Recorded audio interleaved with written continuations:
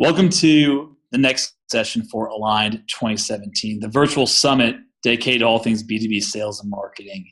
We have a great session in store here. I've got Revenue Operations Leader for HelloSign, Will Clarke, on the line, and he is here today to tell us his story on joining a high-growth company and as the first ops guy, working to align all of the front office divisions as quickly as possible with a million demands in front of them, a huge revenue target in front of them, and a lot of responsibility, frankly, as the go-to guy for all things sales and marketing operations. So, Will, known you for a while, man. We actually go back and predate both our current roles in SaaS. Yeah, definitely. Back in our South Florida days. How are things going out there on the West Coast? Things are great. I'm pretty new to the West Coast. It's been less than half a year, but things are ticking. Things are moving a million miles a second, and it's a great city to be in, especially for this. We met each other down in South Florida, and I mean, we're going on 5-6 years now. So I think so. Yeah. Yeah, we've known each other for probably more than a half a decade now. So you've been with me through the growth of all of it. Through the growth of most of my career. Yeah, it's in, at the time we met through mutual girlfriends, and the friendship has outlasted both of those relationships.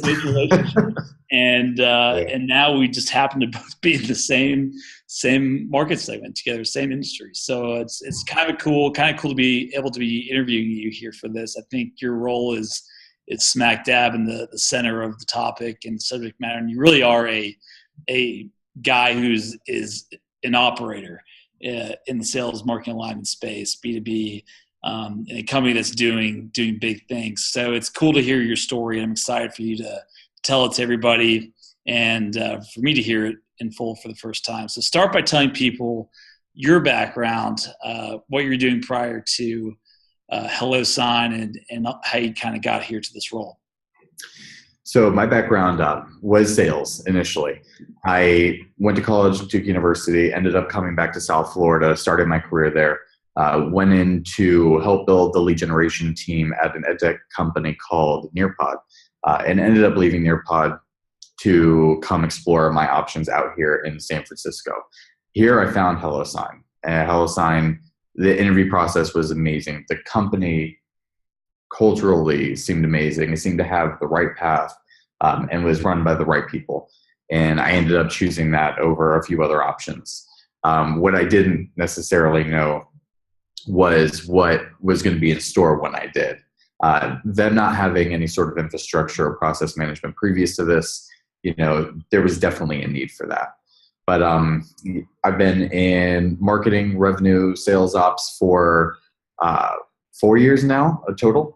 So I've definitely got a few different things under my belt that I've learned at, my previous company and this company as well. And it's, of course, I'm part of groups like MSP or Modern Sales Pros, and follow a lot of blogs, including Ambitions, where, you curate and write pretty much the majority of all of that. But there's some really great resources there. And I just continue to throw these things into my rotation.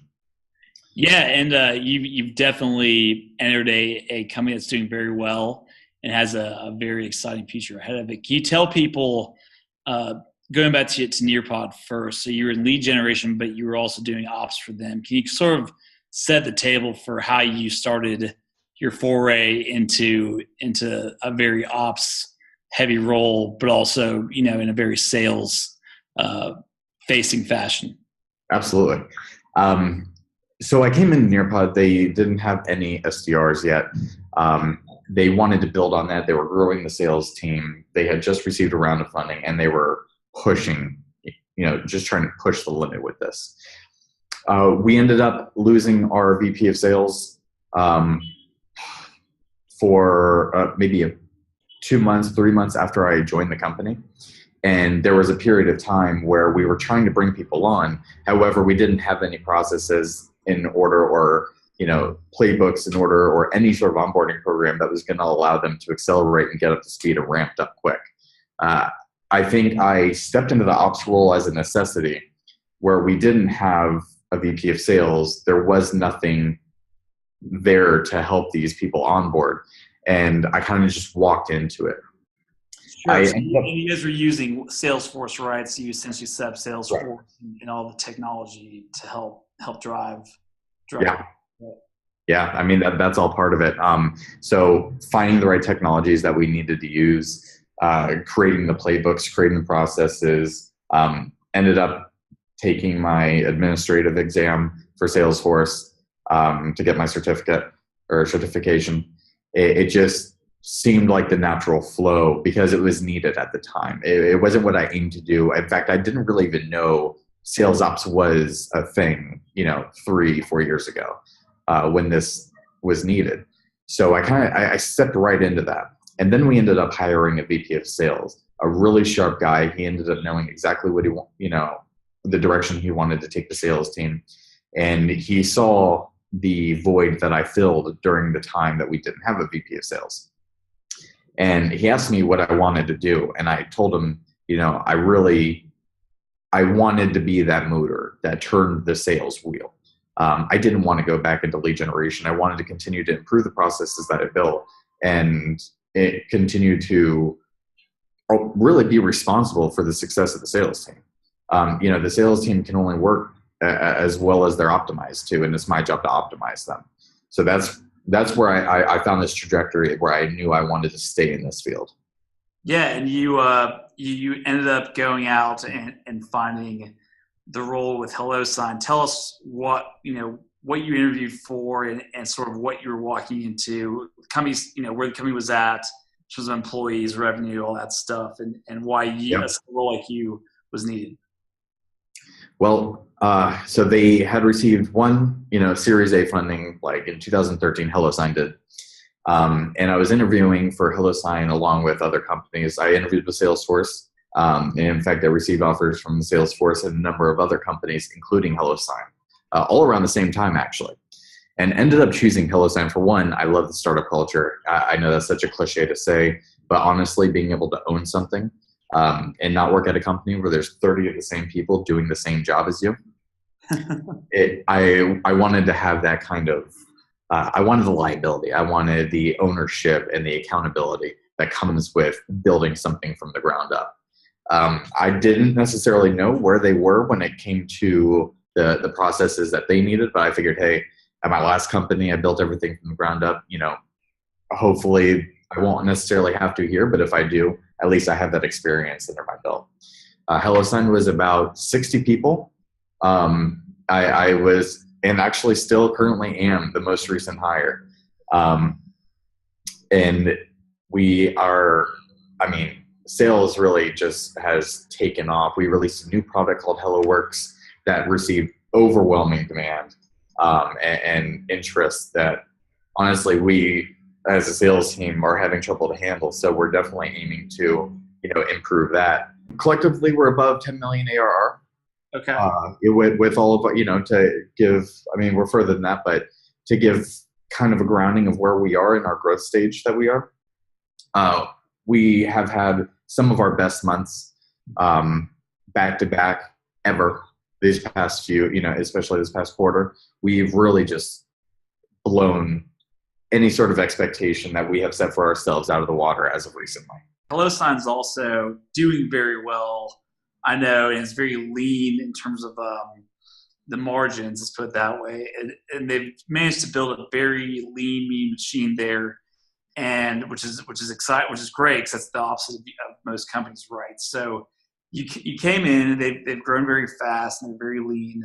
But they need someone like you. Tell people what it's like to come in, what the demands were in front of you from the various front office departments. Right. Well, that's the blessing and the curse of sales operations is no one organization has the same job for it. And every company at different stages of their life have either a broader scope or more of a concentrated approach for the role. But I felt that I was put in the right environment with HelloSign. The company was desperate for an ops person. And when I was brought on, they had clear company vision, values. The culture is beyond anything I've ever experienced. And they had a well-established sales team with plans to grow that sales team, even though it wasn't immediately. How big was the sales team when you joined? Well, it's actually 2 AE reps, 2 AM reps for existing business, and 2 SDRs. But we have plans to grow that, double probably by the end of the year, maybe triple by middle of next year. That's great. I mean, that's a small team that's generating that much revenue. It's amazing. Let's just say they never put the phones down. I would show you their calendars if I could, but it's back to back to back, even working through lunch almost every single day. And But they love it. That's you have to have salespeople who love their job in order to have them be successful at it. So this is an inbound. This is a company with a process that is tremendously inbound driven. It is tremendously inbound driven. Our SDRs do work a lot of outbound leads. That's when they really go and find our target customers. However, as of late, especially with our new product release, HelloWorks, it's been hard to find that time to do that outbound work. They're still trying to qualify the inbounds that are coming in. Yeah. So tell people real quick what departments you're responsible for as the revenue operations lead. Like what are you specifically doing each day? So revenue operations encompasses marketing ops, sales ops, and some business intelligence as well. So I like to think of it as more like there's 3 pillars of responsibility to this. You have your onboarding and sales enablement, you have your infrastructure and processes, and then you have your data insights and analytics. And each one of these pillars, are prioritized depending on where your company is at, what their growth rate is, what their 2, 3, 5-year plan is. And if they don't have one, that's really kind of where you start. But it really is the bridge that connects all of those things rather than having one person in strictly sales ops, strictly marketing ops, strictly data analytics. You're basically you're responsible for operations for all acquisition channels plus the overall business intelligence picture. That makes sense. So can you tell people what existing technologies you walked into there and what the team currently or what the team is using at the outset? Yeah, our tech stack, products that I love, Outreach is great. We do use Yesware as well, which might seem redundant to others, but they do have differences in their capabilities. Mm-hmm. Salesforce, is key, obviously. I don't know how you run an organization without it. We use Marketo as well. We use Atlassian tech stack like Jira for communicating with our engineering. We use HipChat for our internal chat. We use Confluence, which is where we house all of our playbooks. It's like our Bible. It's what we call our HelloSign wiki. This is where we try to break the walls between departments. Departments can go view other wiki pages. They can understand where we are. It's something that's easily manipulatable. You can go in and change things on the fly, make adjustments to your playbooks as you scale, have clear visions for the company there. That's where we typically will stay around. And then we also use other products to kind of bridge the gap that typically forms between sales and product with AHA idea boards. This is where they have an amazing Salesforce plugin that we will use to tie possible revenue, MRR, to actual ideas. And that way we can help prioritize what's going to be on our roadmap moving forward. I love it, man. And the first 4 products you named, I think Yesware, Outreach, Marketo, Salesforce, that's very similar to what we have here. Yeah. So I'm the only one who uses Yesware and Outreach because I agree with you. There's different features. I like the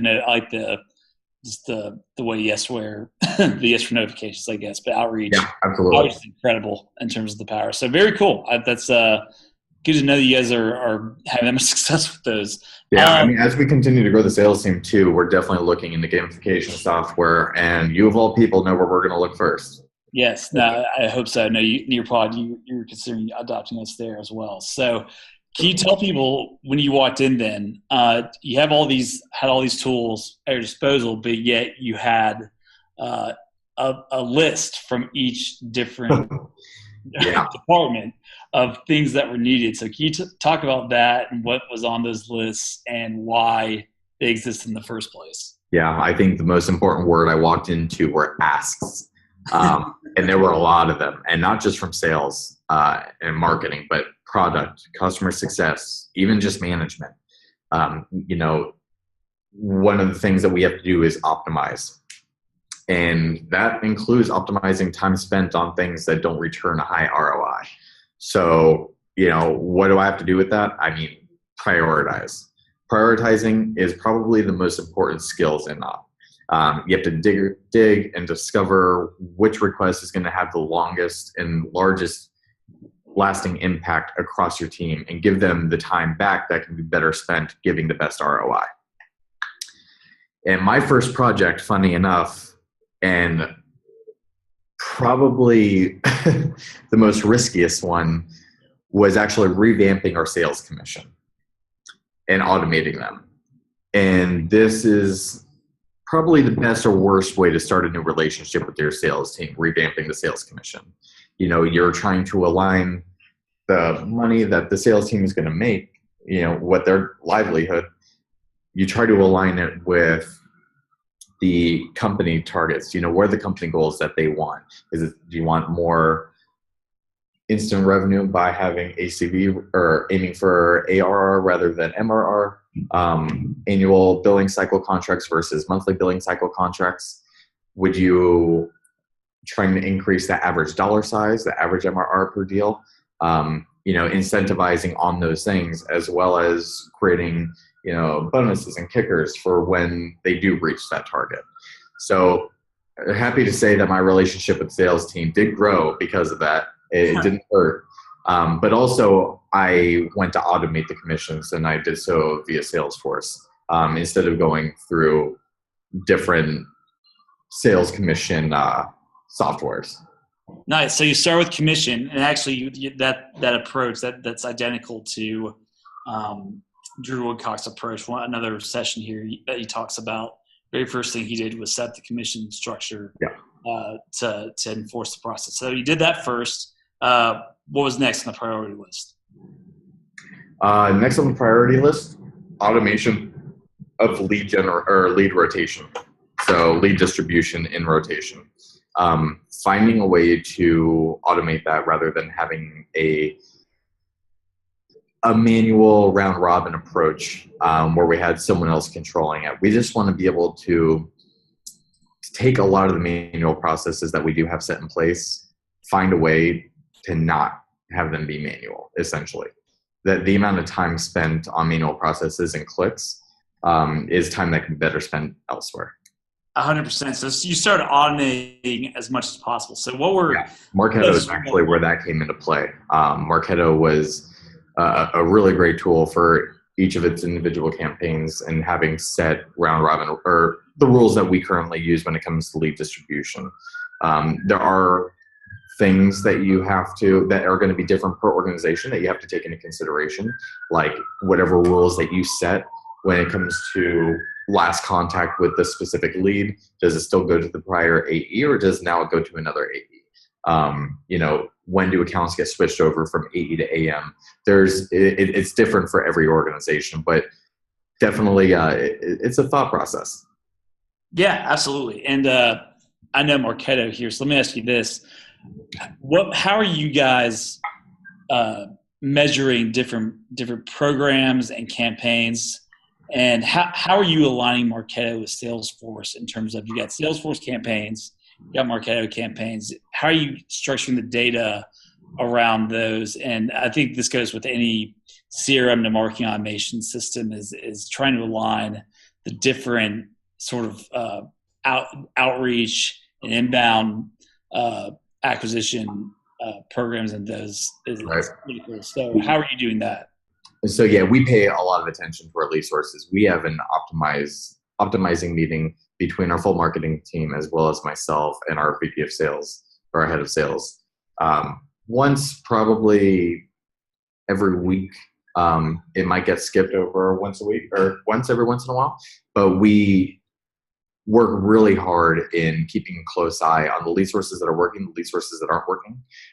And we use the Salesforce Visual Force page, obviously, from Marketo to help identify that. And then we choose to pour more money in that when it's necessary. I love it, man. Yeah. So you're essentially trying you've got everyone in the same room. You're all looking at a very clear picture of here are the lead. You start with the lead source. Here are the lead sources that are just The details of that lead source. Everyone's familiar with UTMs. Those are the key when it comes to finding out, the path that someone took to come to HelloSign. What brought them there? Where did they go? How did they discover us? And we do both first and last touch to really get an idea of when did they first hear about us? And then what was it that finally drove them to clicking contact us? Yep. And then how's that informed when you are able to see that? How's your sales team respond based on those signals? Let me ask you that. Have you guys stuff like that in your playbook? Yeah. Well, depending on the way they came in, the way they found us and discovered us, we do have different hit points written out for our sales team to tap on. So whether they came through Salesforce, they were looking and exploring our Salesforce integration, or if they were looking at a newsletter that we sent out, all of that is visible to the salesperson, and the salesperson looks at that before they even contact the person that they're speaking to or going to speak to, the prospect. And what I think that helps drive the conversation, because it's always that kicker, like, oh, I see you came in via this way. We understand what they were looking at. Sure. So it's an easy conversation starter when it comes to our sales team reaching out. And do you guys have like templates and outreach based on maybe particular ones that you can start working off of to draft emails more quickly, things like that? Absolutely. I mean, we always go for calling initially. Yeah. I think picking up the phone is sometimes becoming a lost art. Everyone thinks email's the most efficient way, but everyone appreciates the voice conversation. And we initially start with that. But yes, we do have templates already set up in Guessware for them, actually. Nice. Just, it's a quick shot. You can create the tasker event from Guessware directly in Salesforce, and it's very easy to move on efficiently while still having something to come back to later on. Yeah, and very, very cool, man. And switching over now from activity based signals to demographic signals. So tell me, how do you ensure, like, what's the data quality and data enrichment of leads in HelloSign CRM look like? How are you focusing heavily on having highly enriched data? Or are there certain data signals that like help tell you guys that this person's highly qualified and we should prioritize here, or this person's less qualified? Yeah, so, how are you determining that, and how are you getting that data in front of your reps? We use a really amazing data enrichment tool, a plugin for Salesforce called Clearbit. I'm not sure if that's mine too, man. Oh, is it really? Yeah, I love Clearbit. We love it, man. We use it for prospecting. We use it for data enrichment, and we understand who our target customer is. We even have a target customer squad that meets up once every couple of weeks to look at what's our preferred role, what's our preferred industries if we have some, what are some other identifiers, whether or not they've received a certain amount of funding over a certain amount of time. And we have all of these data points that we try to point to. And all of this translates into how we prioritize a lead, whether it's going to be hot, warm, or cold. Obviously, people who are, VPs, SVPs, C-levels, they have that decision-making power. And we try to identify that immediately. And that's who we then distribute the leads to AEs versus SDRs. Which ones need a little more discovery before the AEs need to tap into that? But Clearbit is how we really try to control that data enrichment. And Clearbit continues to pump all the time. So if something changes, and it searches over, I believe, 60 different resources, including LinkedIn and Crunchbase. So if something changes, Clearbit picks that up and continues to keep the integrity of our data to a point where we can accept it. Yeah, absolutely, and that's cool that you guys use it too. I love it. I've been using it for about 9 months now, and that's the same way we use it here. It's extremely valuable resource, and Absolutely. everybody a million different kinds of headaches, but having good data inside of your CRM. So let me ask you this now, Will. What else? What are you working on right now? And as far as the business intelligence tools and just like things that are maybe on the horizon for you guys, what's coming up next, and why is that going to be your focus? Right now, our focus is we have an internal tool, our own intranet, and we are revamping that to accommodate our new product that comes on. So in that time, we're including new features to our product and creating more of a bridge that can translate, do an ETL really, from our intranet to Salesforce and back. And that's kind of the project that we're on now. And that's, how we keep track of the activity within HelloSign from a current client. Sure. So you're talking about customer data analytics usage. Yeah, exactly. Data analytic usage from a particular client. Understanding when they act.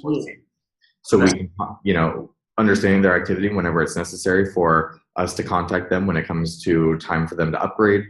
Having a little more transparency to our reps from this tool that we're trying to minimize the amount of tools that they're in. If we can keep them in Salesforce, which is where they thrive, they can do everything in Salesforce. The two places they should be, Salesforce and in their Gmail. And if they can be in those consistently 100% of the time, that's my big overall project for, this quarter, next quarter, probably for the rest of the year, is removing all of the outside noise of our sales team and trying to have them solely concentrate within Salesforce. Absolutely. And so let's dig a little bit. I kind of want to deal further with the customer data analytics. How are you using client data to sort of inform your Salesforce and your marketing efforts? So we really pride ourselves on being an API product. We are an e-signature company. It's not our sole focus anymore, but we are an API company, and that's where we're really trying to define ourselves.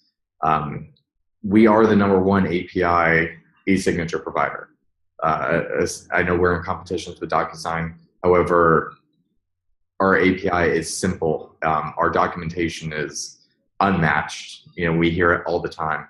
So what we're trying to do is provide insight for the amount of users, the amount of API requests that a particular person might use. And then we have an upgrade program, a tiered pricing structure that we can allow our AMs then to contact them and try to move them up in the rafters. Because if they're requesting signatures, and if they're using our API to a larger scale, obviously something's working for the client. They're obviously getting more and more and more in a higher volume as they continue to grow, and that's how we grow as well. So we're working on an internal tool that will allow our AMs to identify usage and help push them further up in pricing tiers. I love that. And it's cool that you guys have that. That's your kind of key signal, API usage. So here at Ambition, we have there's a similar number we use, and it's sessions per user. So each month we're tracking, here's how many sessions per user these people have. If you've got 10 per day per user, we know you're in good shape. We know you're optimizing the platform probably. If it's less than that or way less, we know we probably need doing outreach and giving you more insights. And hey, here's how you can get people engaged. Try this new spiff or something like that. So, yeah, I mean, I'd love to get it to the point where as soon as they reach a certain volume, an email automatically goes out from the account owner in Salesforce to them. Yeah. letting them know that they are going to be upgraded, and then kind of just cut out everything and have the responses then just be what the AMs use to trigger off that. Absolutely. And are there any other tools that we haven't covered, by the way, that you guys are using that's been helpful for you? I know we talked about Clearbit. Any other ones out there? Any, like, as far as like business intelligence or things like that?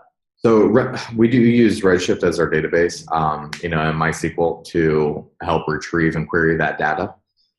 We have a BI manager who is currently at the helm of that, and we work very hand in hand with that. But he stays solely in the database while I try to then translate that information into Salesforce. Gotcha. And next question now is kind of the last one, and we've talked about Softline, and I think this is a very important one, though, is the dynamic, the organizational dynamics, and how the different you're working with the different leaders of these departments, how the C-level, has set you guys up for success. Tell us about what the situation is there and why it's created the conditions that are making you guys successful. Well, like I said before, we have a very clear company culture. We have very clear company values. In fact, if you look at every single wall, I'm sure you could probably find them written out. And having that, one of them is active transparency, and not just transparency in the term of if someone asks you, you're upfront about whatever, but being more forthcoming with that information without necessarily having been asked. So we have a really great structured program when it comes to having our meetings. Very clear objectives and outlines, and everyone is on the same page. And what we do is very similar to like trickle down goals. I don't know if you're familiar with that, but that's where you have the overall company goal, and that company goal is supported by the goals on the team level. And the goals on the team level are then supported by goals on the individual level. Mm-hmm. And everyone here is invested in them and themselves. And I mean, as they should be. But that should have a greater impact on the company as a whole, especially as the company promotes individual growth. And the managers, all of the managers across all of the departments are so transparent in their goals. They're so transparent in their objectives, and they're transparent with their problems, that we are very well communicated within this company. And I think that has a much broader impact on the company as a whole, because that, again, trickles down to the reps, to the engineers, to our marketing team. And it just continues to carry on over and over. It's contagious. Yeah, and I think you made some great points there. First of all, you explained the case for ambition.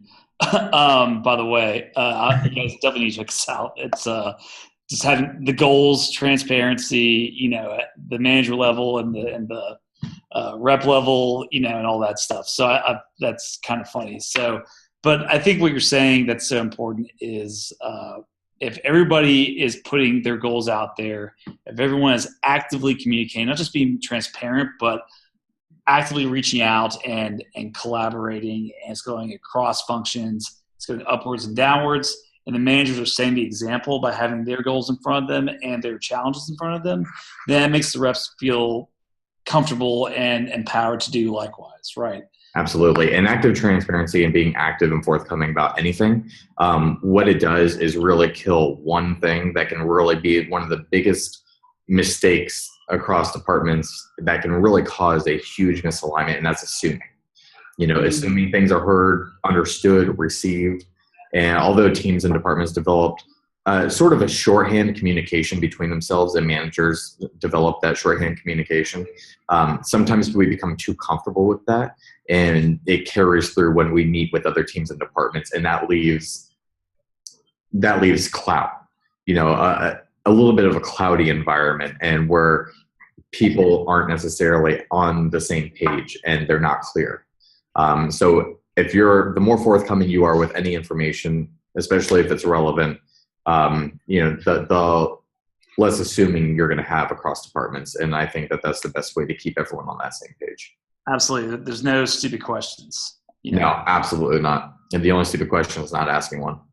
Yep. No, I think that's a very critical point that actually I haven't heard from any of my interviews yet is lack of assumptions and why that's so critical. Will, we're out of time, man. So let me have you tell people where they can find out more about HelloSign, how they can contact with you, all that sort of stuff. Absolutely. HelloSign.com, great source for everything HelloSign. HelloWorks.com, if you want to look at our new product, it's a workflow platform. And also, if you want to find me, you can find me on LinkedIn under William Clarke. I believe it's linkedin.com/in/BINKY, Binky Clarke. It's a nickname, but we'll go into that in a different time if you want to reach out. Absolutely. And we'll forgive you for going to Duke and actually playing on the practice squad for Duke basketball. Yeah, appreciate that. It was a good time. No. But being serious, HelloSign, amazing service. We switched from DocuSign to HelloSign here in Ambition, I believe about a year ago, and our sales guys love it.